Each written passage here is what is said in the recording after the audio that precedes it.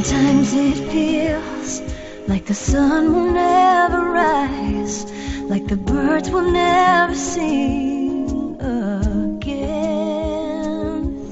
Believe in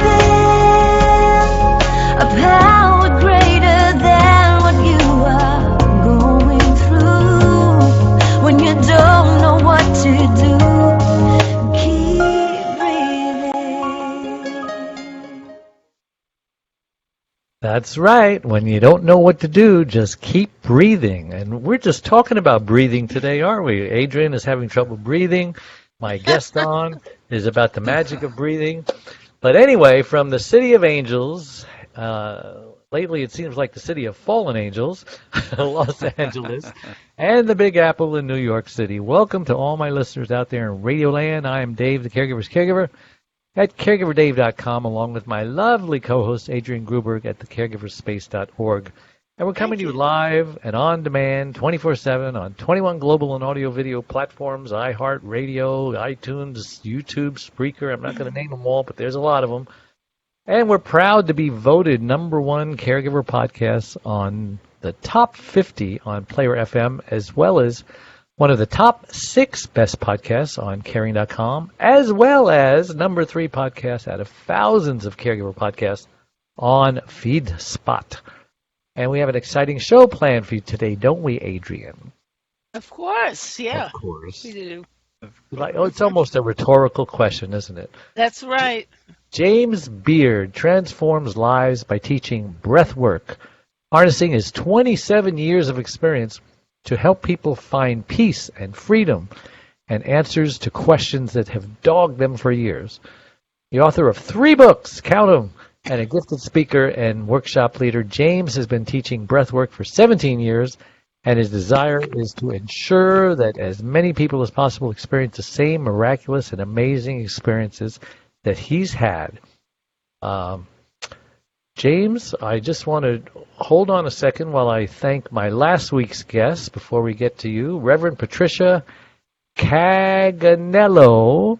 Caganello, she's Italian, is CEO and founder of Sacred Stories Media, a conscious online media network. As an ordained interfaith, interspiritual minister, Patricia believes every story is a sacred story. She's ordained from One Spirit Interfaith Seminary in New York. And just a reminder, you can watch or listen to that interview and this interview and all our interviews on caregiverdave.com if you're a member. Otherwise, they're on YouTube and iHeartRadio and a whole bunch of places. All right, enough of that. Welcome to the show, James. So excited to have you on. I like to take a minute or two and introduce yourself. I like to ask my guests just who is James Beard? I know he has a beard. And why were you put on this earth? Oh, my goodness. Well, James Beard started off as a young man like many of us and eventually grew through a lot of different things, and that whole thing, lived the American dream, found out that there's more to life than just that. 3 children, 1 grandchild, own a couple different businesses, and my goal right now is to get breathwork out into our mainstream consciousness so everybody's aware of it. Because sometimes when I talk about breathwork, I feel like a chiropractor in the 50s trying to talk about chiropractic work. So, yeah, because not too many people have heard about it, at least at the depths that I go to with breathwork. Yes. So, as I told you before the show, Adrian is having trouble breathing. She has this condition. What's it called, Adrian? Bronchiectasis. Bronchiectasis. Is that like bronchitis or worse? Like chronic bronchitis. Chronic bronchitis. So, what were you telling her before the show, James, as far as the importance of breathing? And she does these exercises with this device that they gave her, and I had that same device when I was had some issues like that. I was curious, what was the amount of time they wanted you to hold it in between the lines? As long as you can. As long as you can. But I mean, I also use a nebulizer and. Okay. I was just curious because what I was saying to you is focus on the exhale because you're releasing toxins, and when you're doing it, or our bodies are doing it efficiently when we're helping along doing the mental part of it. Our bodies have the potential to release 70% of the toxins within our body. That was a 7-0.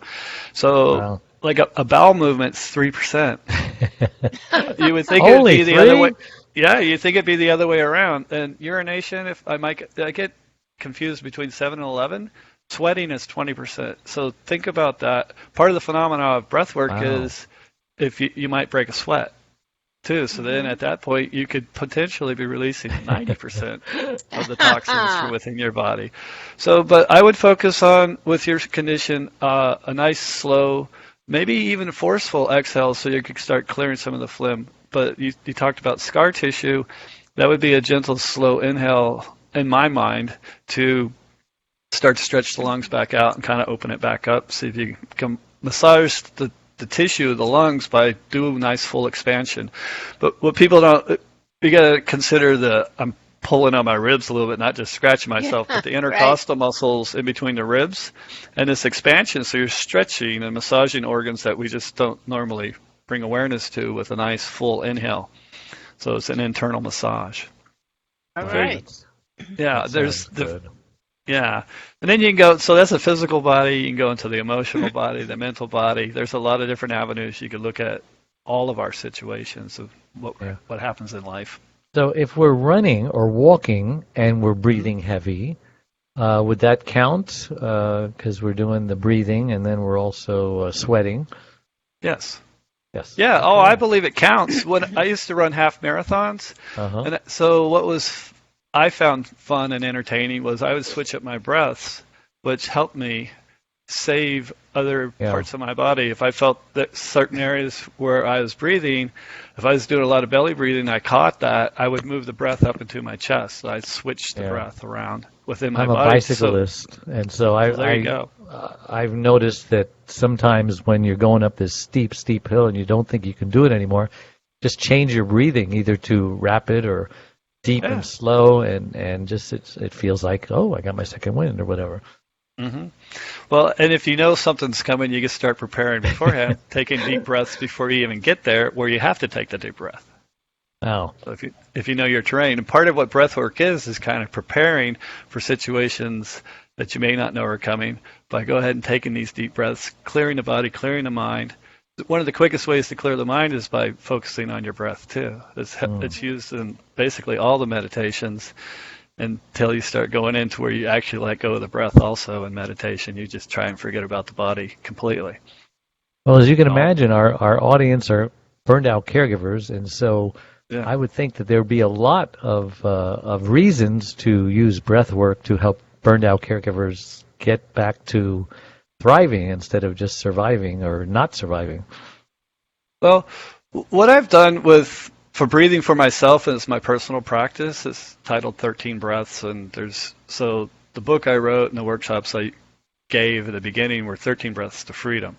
And so it's 13 intentions within the breath, and it's 4 different styles of breathing, and it all built on each other. So the first one is a circular breath, from belly to chest basically, if you want, unless you want the details of the microcosmic orbit, but there's meridians that run in the body. But it's a nice full breath, slow as you possibly can, really feeling where the breath is going in your body with the intention of love for yourself.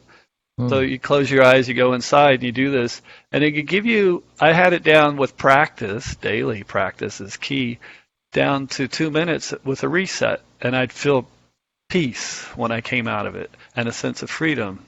Wow. And if I had kind of like questions, a meditation, huh? Yes. And if I had questions, some answers would come along in the form of an insight or something like that, or somebody would show up and have the answer. That's how it worked for me. So this is what I've done. Yeah. So, go ahead. Yes. Would you go into that with a question, or a question? Realize it while you were. Mm-hmm. Yeah, or an intention. Yeah, a question or intention. If you want to go with the question, you can formulate your breath session around that. And then what the trick is to go in with the question, put it out there, let it go. Then have no expectations and let the answers come to you. When we try too hard, we get in our own ways, is what I found. From experience, too. So you've mentioned some benefits of breath work. Are there any others that you haven't mentioned yet? For me, it's the deepest spiritual connection I've ever made is with my breathing practice. So it's been profound. The art behind me is from your creative side can come up. This is art that I did from a breathwork session, and it ties into the Nadi system out of the Ayurvedic systems, if you're aware of that. No. And so if you get into yoga, and have you heard of the word Kundalini? Sure. I bet Adrian has. Yeah, that's a dormant energy within all of us. Yeah. And he's much more sophisticated than I am. Yeah. I'm just on the West Coast. Oh, come on, then you should know about this by now. With this is something that a West Coaster should know about, Yes, yeah. Okay, I was born in Brooklyn. Well, there you go. But it's not something we're taught here in the West. This is coming from the East, and there's a lot of mysticism from the East, and this is part of that. But they talk about these 3 channels, or nadis, within our bodies, and behind us there's the Pingala, and the solar, and then the Ida, the lunar, and then up the middle is the Sushumna. If you look behind me, that's what's happening there with this piece of art. And it's just something, but what it does is balance you. So it's almost like balancing the hemispheres of your brain, which brings peace to a nice state of being. So I think I might have went off the topic there, but this is some of the things that come from breathwork, these other things. I'm sure you would say that breathwork is good to do anytime, but when is it especially good to do? Like if you're stressed, or if you just had an argument with somebody, or your face is turning red and the veins are sticking out of your neck, you know? It's time to slow down, have a seat, take a breath or 2 or 3 or 13, and go from there. But yeah, just take a moment. If you can catch yourself and remind yourself to breathe throughout the days, that's key. And that's the trick. That comes with practice when you don't need it. So when you do need it, you can remember to do it. And I'm still at fault for not pulling it in and sitting down and doing my own breath work. I'm still a human being. Really? You challenge with your own breath work, huh? You're telling us what to do and you're not doing it? Oh, I'm doing it. I'm just, sometimes I catch myself when I don't do it, and I'm like, oh, you know these things. Why aren't you consistent? And, and it's kind of like you get on these shows like this, and I feel a little piece of me is whispering, you're a hypocrite. And I'm like, shh. The shoemaker who needs shoes, the marriage counselor who's getting a divorce. Right. Yeah, that kind of stuff. Yeah. So, yeah, the surgeon that needs surgery. So we're all learning as we go. And when I remember to apply it, it's absolutely amazing. And I just go, why don't you do this more often? But after 27 years, the ego thinks, oh, you got this. You don't need to be doing this. I don't breathe very much, other than the normal breathing. And I've been told many times to breathe. But it's just so much nice work, exhale. And it takes so much time. Listen to me. These are the excuses we give for not breathing.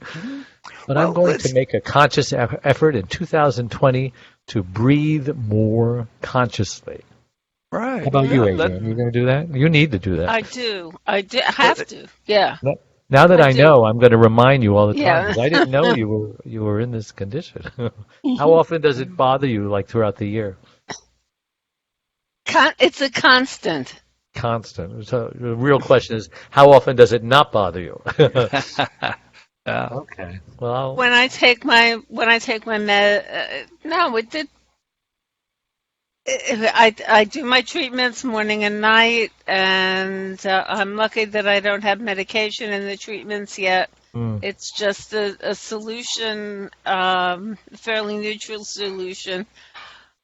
I think I may be at the point where I need to medicate a little bit, and I'm not really looking forward to that, but as long as I take my treatments, I'm usually good for the day. Well, you're under a lot of stress. You're moving and you're trying to... We sold. Well, that's less stress. Congratulations. Less stress. Did you get your price or the rock bottom price? No. Good price. Oh, good price. Good. Great. Good. What kind of a person is it? Is it a famous person? Is it an artist? A movie star? An art dealer and his wife. How nice. Well, I bet and I hope that they really appreciate that place. It's an amazing place. Thank you. and let them stay there, until their kids take it over.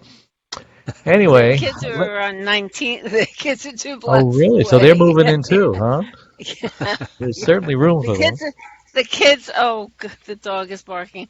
The kids are doing the kids' apartment was supposed to be the parents' apartment, but the parents surprised the kid and told her that it was for her. And then Ah, this apartment is now for them. Yeah. wow. So I'm excited. Right on. Well, what Can I are make a suggestion? yeah. Yeah. When you do your you said you're not taking meds, but when you do your I forget what you said exactly, but in the morning and Nebulizer. yes, when you do that in the morning and evening, so you're doing the breathing, Right. but you take a couple extra minutes without that and just go inside and close your eyes and breathe a little bit Mm. more, and Yeah. start off with 2 minutes and see if you can kind of get into some sort of silence and go from there and see what you can tune Okay. into, and then maybe pose your question in and there and see what kind of answers you get. Thank you. You're welcome. Thank you. I Yeah, will. yeah, So glad you're on the show, and we just yes. have a new intro and outro that says keep breathing. I mean, that's only Breathing. the fourth or fifth time that we've had that on the show. This singer-songwriter from Nashville and I hooked up, and he's really into music that heals the soul. And what a coincidence that that breathing must be very important. It is.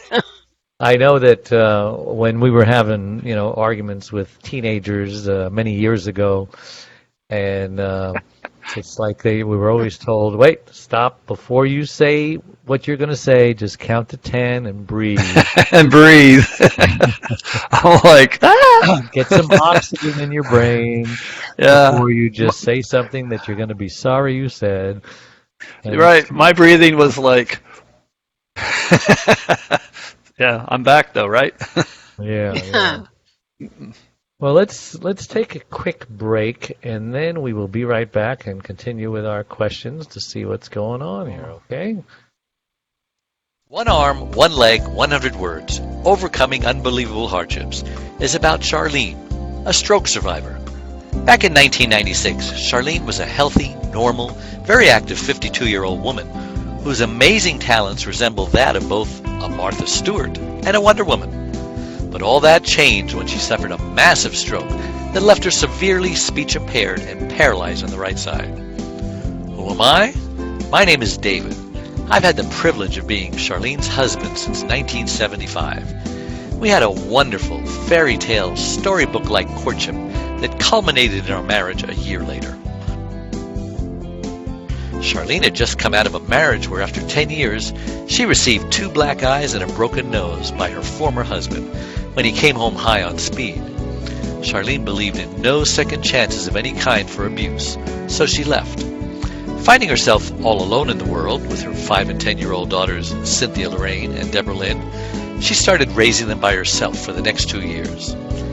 Then fate brought us all together. After falling in love with Charlene, Cindy, and Debbie, our love then produced Rebecca Elizabeth. We had a wonderful, normal life for the next 20 years. But today, things are very different for everyone. How about the reaction of 9-time Grammy and Dove Award recipient, the godfather of contemporary gospel Christian music, Andre Crouch? Charlene just won't let the promises of God go, and she has not let her circumstances get in the way of her faith. She's not just a survivor, she's more than a conqueror, as the Bible states. You'll be encouraged by her testimony, regardless of what you're going through. Available everywhere. And we're back with James Beard and Adrian Gruberg, my co-host, and I'm Dave Nassani here on the Caregiver Dave Show. And I wanted to ask you, James, we've already learned so much. What are some of the things that you learned from the experience? Of breathwork? Yes. And how long have you been in it also? And what caused you to get into it? I've been fascinated with the breath since I was a small child. Really? Oh you yeah. hold your breath underwater, and kids like to do that. I got a cute story. Oh, I was one of the kids that won. I could do the most laps back and forth under the How pool. many seconds can you hold your breath, or minutes?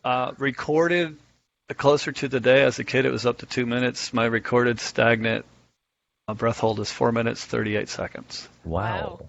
You could be like Houdini underwater. I think the record right now is close to 20 minutes. So yeah. It's each time somebody beats it, somebody comes along and raises the bar. Yeah, well. They go up. So, but as a child, I was fascinated with the breath because I think I saw a TV show where somebody was smothered by a pillow or something. I'm trying to figure out what I saw. But I got to put to bed before the sun went down and all that good stuff. And I knew not to get out of bed, but I wasn't sleepy, so I played in my bed. And I was manipulating my gut. And I got in a position that looks like, well, it's a yoga pose, so I'll just leave it at that. And I was able to move air in and out of my rectum. And I thought, as a child, nobody could suffocate me because I could breathe with my butt. Are you talking about like farts? What are you talking about? No. I was able to relax and move as a child when the body's really functional. I was able to move the gut and do a little whoosh and a vacuum sound so I thought basically I could breathe with my butt as a child. Later on, and it was I've been fascinated for a long time. I was bored in school around 6th grade or so, and I'd watch that clock tick tock when it was quiet. You could hear it in the classroom. And I was able to do a 1 minute inhale and a 1 minute exhale. Took time. There's a whole school year to play with. But you were destined to do this, I guess. This was advanced breathing at the time, so I think I brought some things with me, if you will. So in the 80s, I did conscious breathing, like some of the stuff I just mentioned. And I was looking for that Kundalini word, and I found out it's real. I found out it was real in 1992. And I could show the cover of my book. Yeah. So this piece of art and this spiral with the swoosh, it was like my close encounters of the third kind.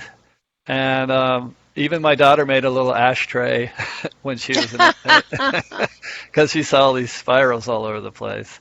So I finally got it right. I tried to have artists do it for me, but I ended up doing it myself. Well, that looks a little different from the one that's blue. Yeah. There. Oh, yeah. This is the new and improved version of my books. Oh, yes. Okay. Who did that one? An artist?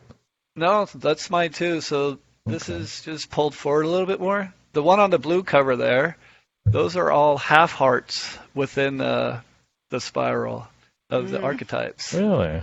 The half of the heart that we like to show everybody, I think because that's what came through with that book as I was writing it, more of this piece of humanity came through. So is this a book that you wrote, 13 Breaths to Better Sex? Is that a second book? Making love spiritually intimate. Yeah. Making love spiritually intimate. Yeah, that's all changed too. So you were like Masters and Johnson in the old days, just experimenting and writing books about it. Well, I had an incredible experience that had been after my wife. She didn't care for the breath work too much, but combining breath work two people got to be into it. Yeah, and making love together, it was a big wow. It took it to a whole nother level of intimacy, and that book's getting retitled too. For you or for her?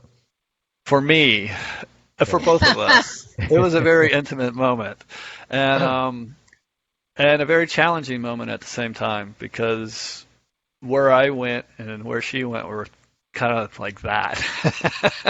But that gets pretty personal. So are you still married? No, unfortunately. It didn't work out. Yeah. You just wouldn't breathe, huh?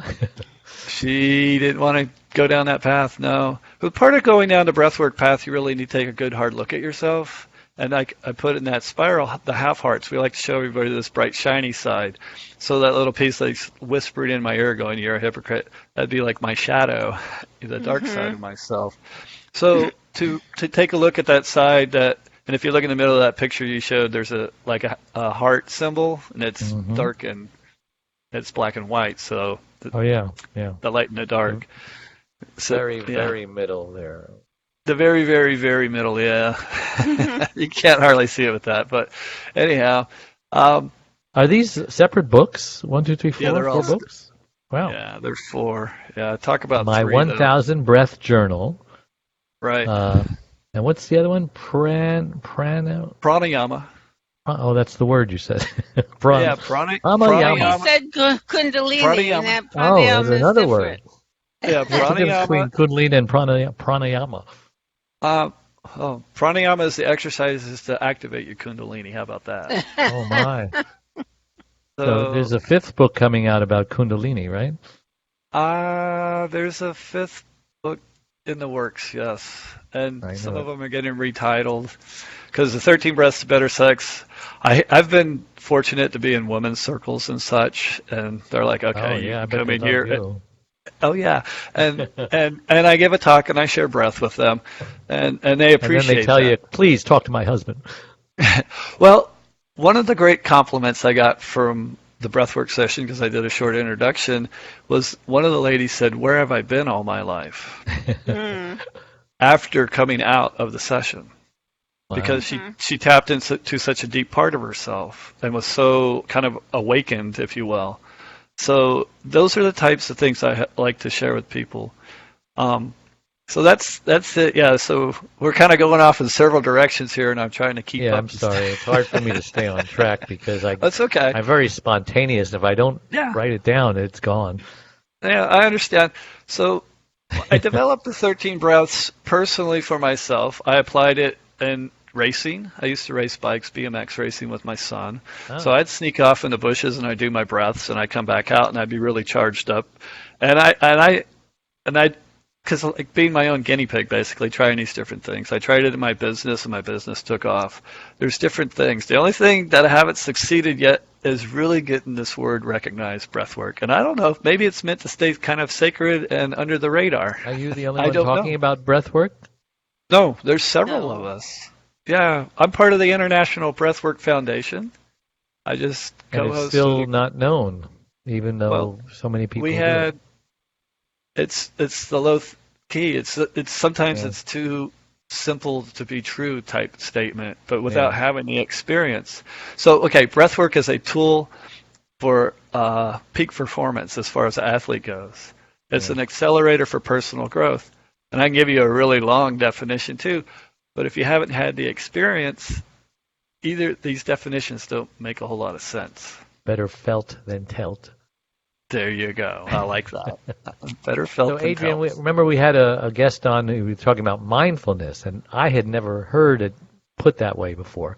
Is Ah. mindfulness like well known more than breath work? Yes, it's another mindfulness, well-being, that all does. And so a lot of the breath work that's out there, when I talk to big public groups, and how many of you have heard of breath work, and I get the hand raised, it used to be 5% raise their hands. Now about 90% raise their hands until I get specific because they've done a mindfulness practice that had some conscious breathing in it.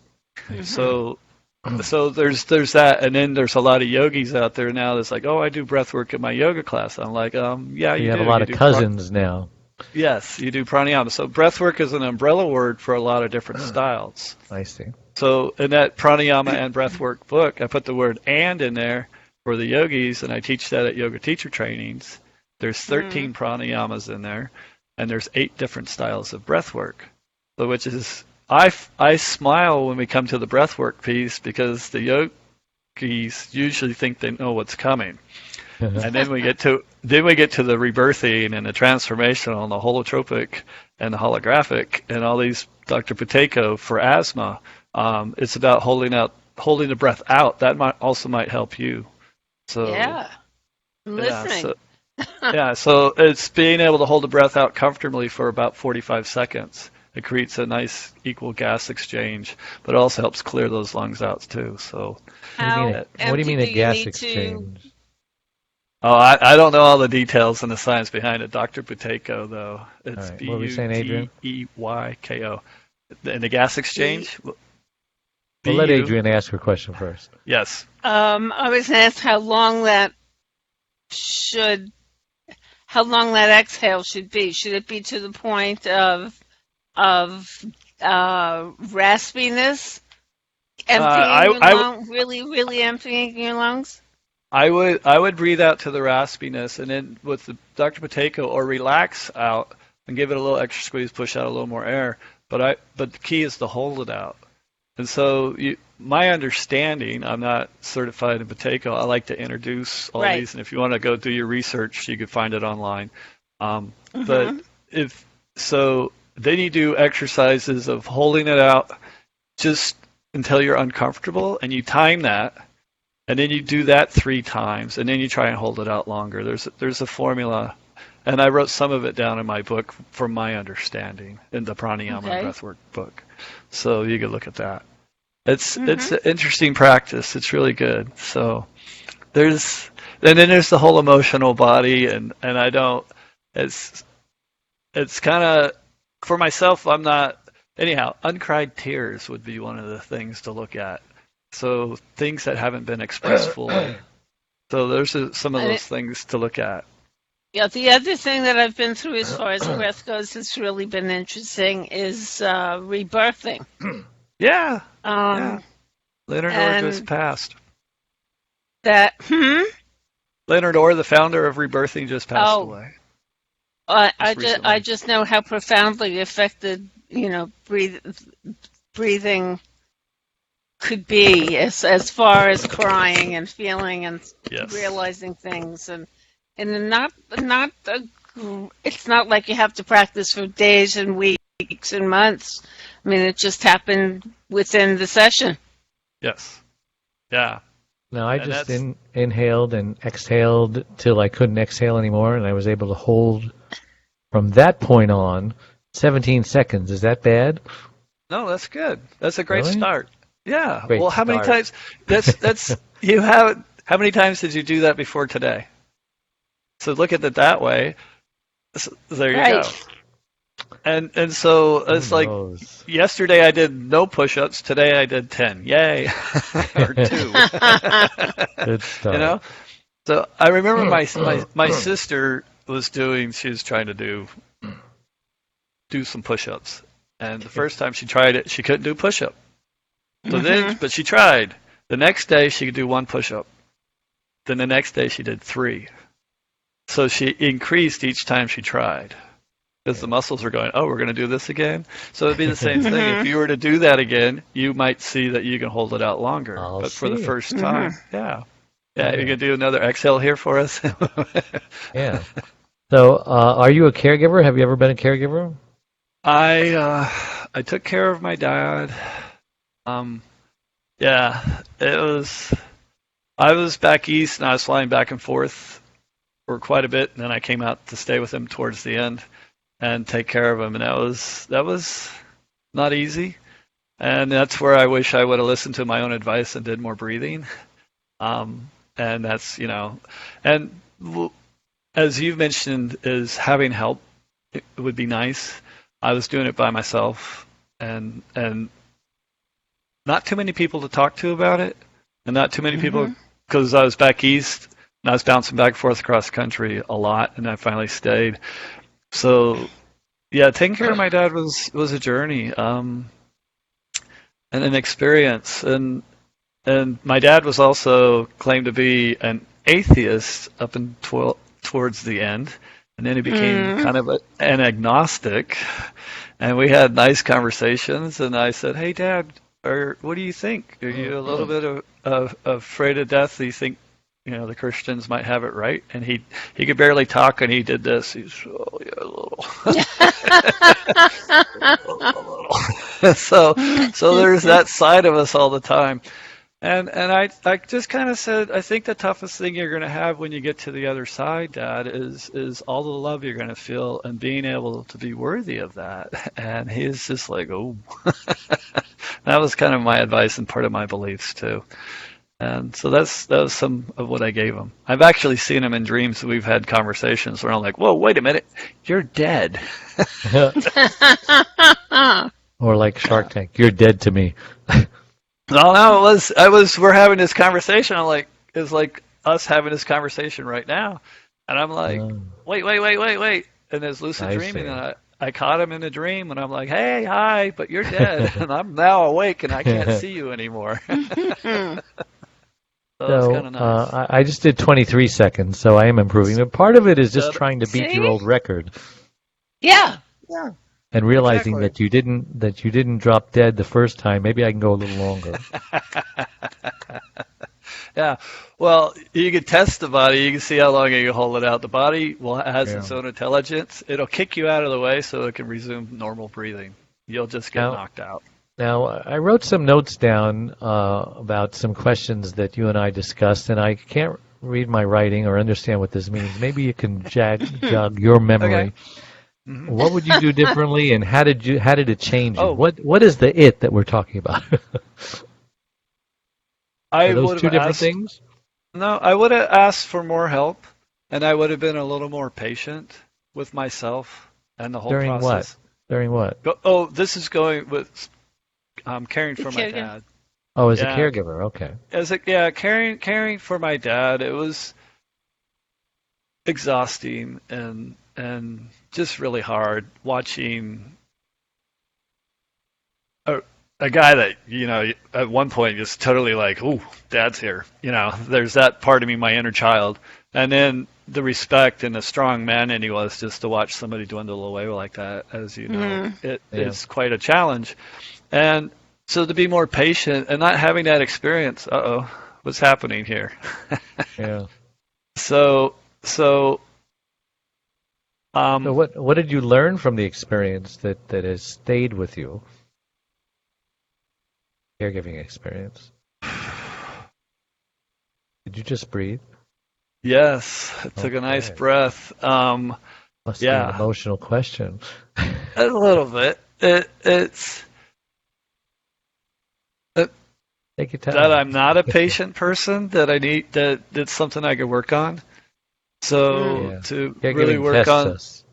yeah, that and the compassion, but the impatience of it. Um, I and I'm curious what I'll be like when the time comes for me, because I've seen other people, my uncles and I Yeah. have joked about we need to take notes when it's our turn, so we can remember what not to do possibly to our loved ones. Um, and You what have I've learned kids, right? is, oh yeah, and so I've Yeah. already set up my will and the living will and trust and all that. I got all that taken care of. I don't want to leave my kids a bunch of Yeah. stuff they got to deal with. I Right. want all that gone. I want to whittle Right. it down to nothing and not hang on like my dad did. That's some of the Mm. stuff I hope I learned, to get rid of Do you think stuff we before have it's time.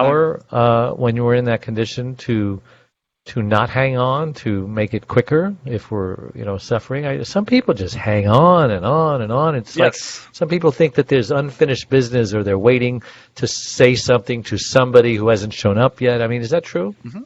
Yeah, for me it is. I'm not going to say for myself. Now, to give you two examples, my grandmother, and because my grandmother and I, we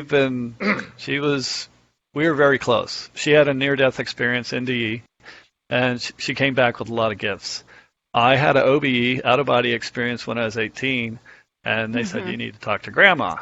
And I'm Yeah. like, because I didn't know what was happening to me. So we had these deep conversations. We'd wait for everybody to go to bed at family reunions and gatherings. So we'd talk till 3 o'clock in the morning so we could talk about what we wanted to talk about.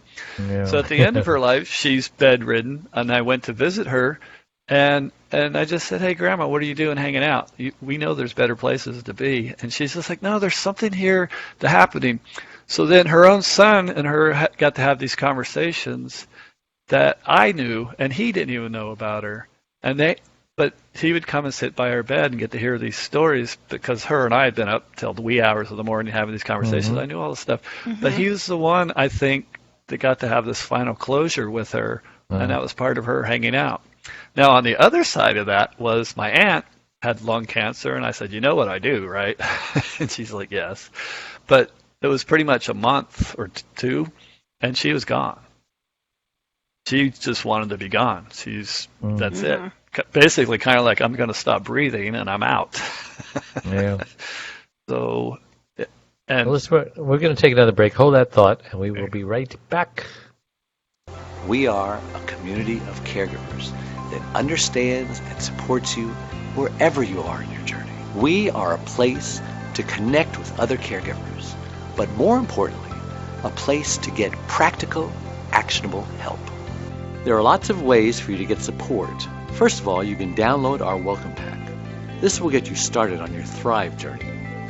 Next, you can ask and get answers to your questions by posting them here in our private Facebook groups. You can also get live online support by attending one of our live weekly Connect webinars.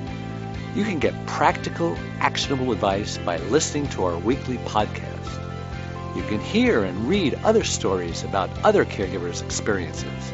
Plus, add your own in our weekly Share Your Story forum, posted every Tuesday in the Facebook group. You can access essential resources and download practical Thrive Solutions packs, all of which are geared to help you thrive as a caregiver. You get lifetime access to all of our resources. Again, we're here to support you and help you thrive and to enjoy your life as a caregiver. And remember, this is a place to get hope, not just cope.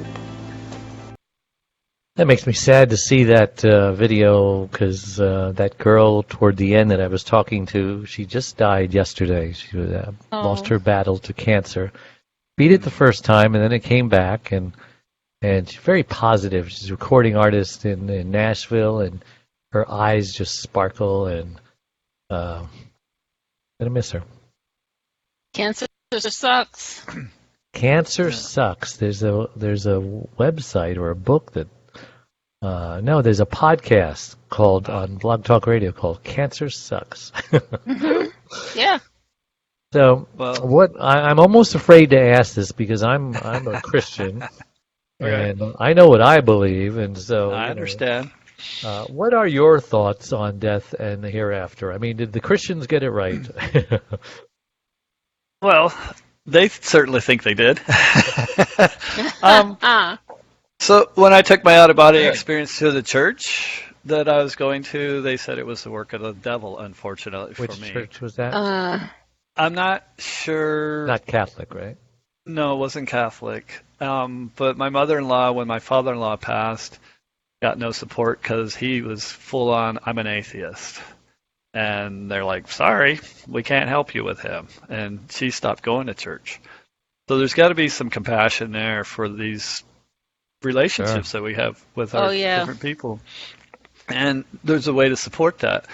So I did Christianity for a while. I got some interesting stories about my own experience. I can continue to share. I put myself out on a limb like Shirley MacLaine. Bob Dylan has some stories too. Yeah. As I exhale again. Yes, breathe. As far as what I said to my dad is that the love, I almost talked him across. I was guiding him and relaxing him and guiding him down because he kept talking to the wall. And I'm like, who's here, Dad? Who's here? And he'd turn and he'd look at me and he'd get this confused look. And I'm like, come on, you're going to cross over. And the room would fill up with love. And there's just this transition period there, and it's absolutely amazing. And I was like so hopeful, and then his body did a really big jerk, boop, and he's back in his body. I'm like, oh. And then I didn't know how long he was going to hang on for, a couple more days or a month or what.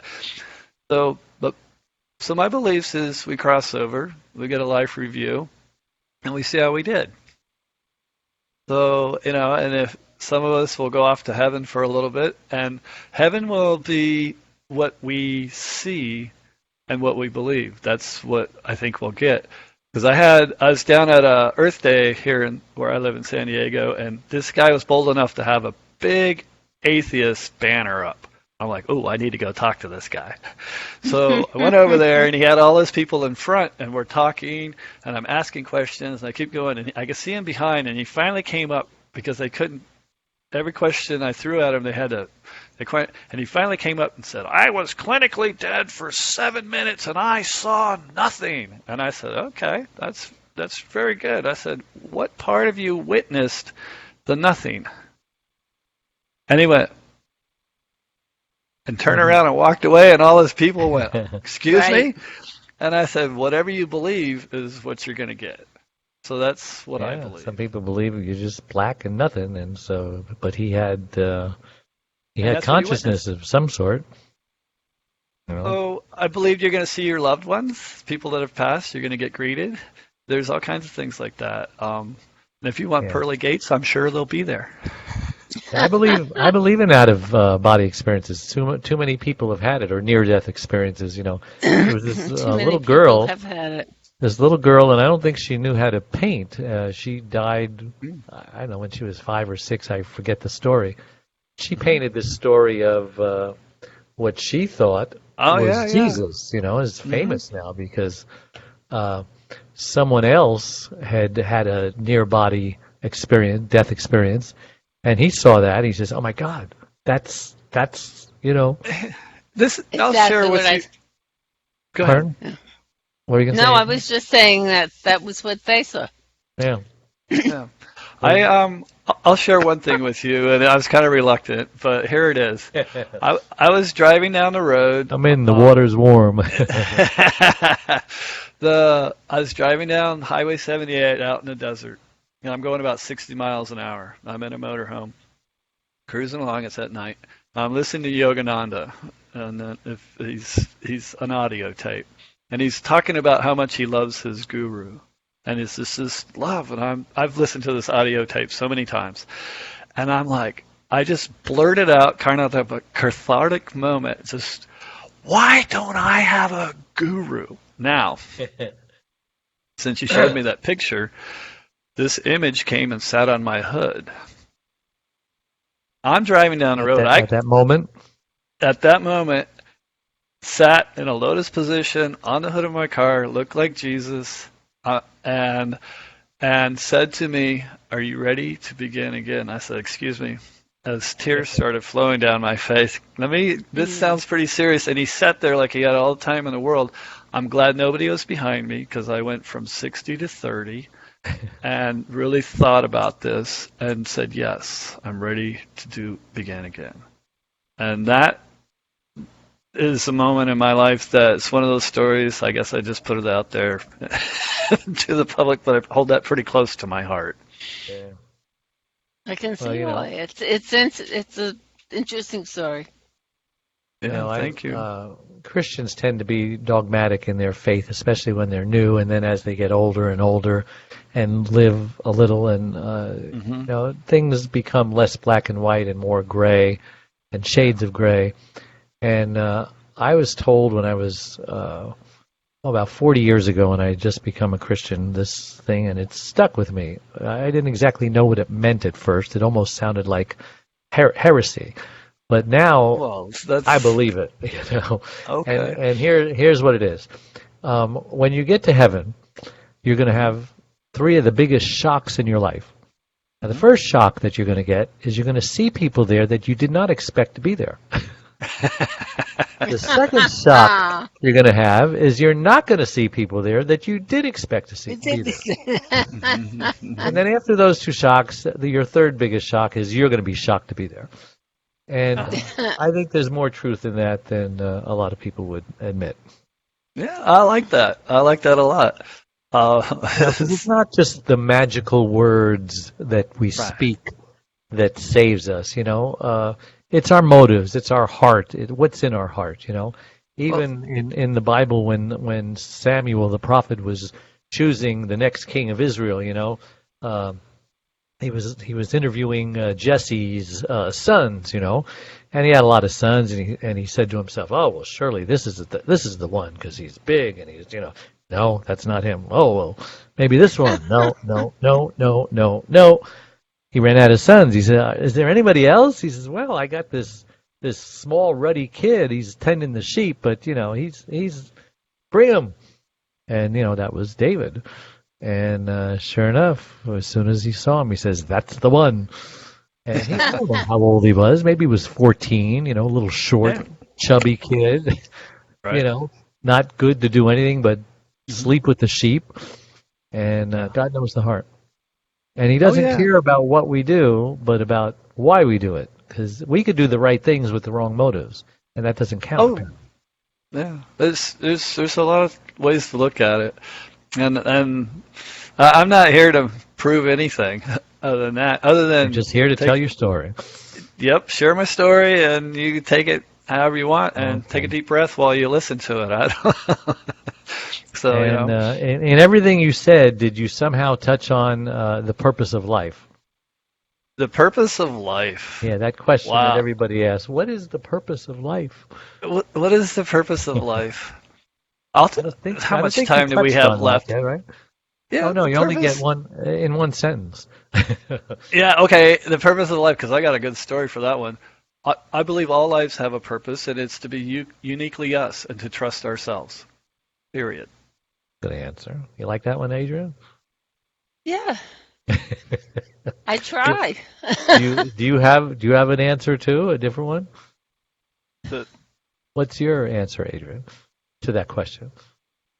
Because you're in your 70s now. I don't know how much longer you and my wife, I which are don't the same either. age, have. You know, I would we say could to die live it to the tomorrow. We could fullest live and until you're 100. to live it to the fullest and to be kind and good. All right. If there's one thing that you would like to leave with our audience, James, since we're in the final minutes, what would that be? Okay, it's if you take time at least once a day. When I developed my practice of 13 breaths, I did it 3 times a day. But if you take time once a day for yourself, especially if you're a caregiver, to take care of yourself, and I've seen in your video, and it's an analogy or a metaphor I use, is put on your oxygen mask first. It's the same thing. You take care of yourself first so you can help others better. So there's that. And one way of doing that for myself is to sit down, close your eyes, and breathe.